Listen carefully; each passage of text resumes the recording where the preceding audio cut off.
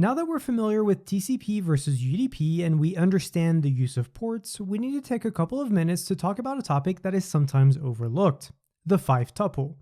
The 5-tuple is a set of values that make up and uniquely identify a TCP or UDP session, and that you'll commonly see in application logs. So at the very least, you should know what someone is talking about if they're mentioning or asking you about the 5-tuple.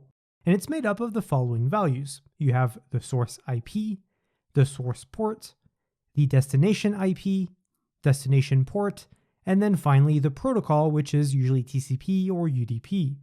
Now, sometimes you might also encounter the term of 5+1, since some people add the timestamp value to the tuple, and so the +1 represents that timestamp.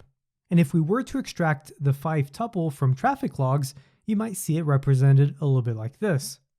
Having access to this information can be a huge deal in a number of circumstances. For one, it can help you troubleshoot networking issues. And second, it can be useful in identifying, investigating, and blocking suspicious traffic, especially if that traffic is doing unusual things, such as trying to access unusual or administrative ports.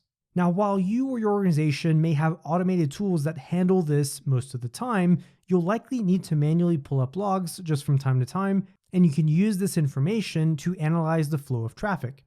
You can see where a request originated from, including the source IP and port numbers, and the request's destination IP and port. And of course, we also have the protocol, which in this case shows as TCP for all three requests.